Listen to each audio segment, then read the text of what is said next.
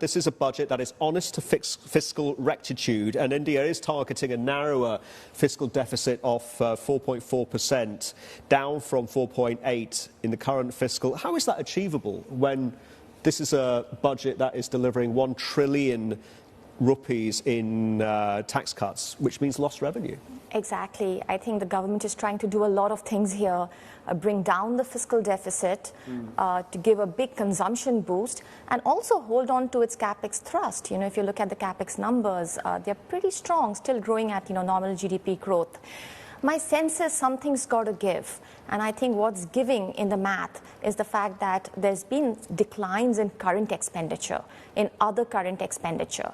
And this is the whole story. If you take a step back, to give the tax stimulus, you had to cut spending elsewhere.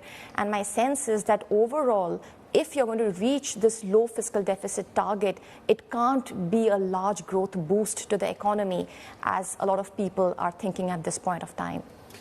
So if this is a shift from capex to consumption, and consumption should reignite growth, which has been arguably slower at about 6.4% now, India is targeting 8%. Does this budget contain a growth strategy to get the Indian economy there? Well, there's definitely a tax stimulus to the middle class, and there have been issues that they're not spending as much as they were spending in the past, and this could help them buy a little bit more of consumer durables, maybe take a couple of more housing mortgages, which could create construction activity in the economy. But as I said, it's balancing this budget by cutting elsewhere. I can see that some leeways to the bottom of the pyramid, for example, fertilizer subsidy to farmers have been cut back. So somebody is giving in order to finance and fund this stimulus to the middle class. Overall, my sense is that the growth impact of this budget is actually very weak, and we'll have to look elsewhere for growth.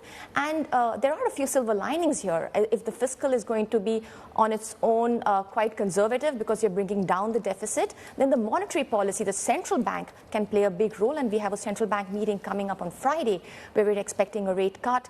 The central bank governor, the new governor, has already given a big liquidity stimulus. So I think we're going to get more growth from the central bank than we will from the government.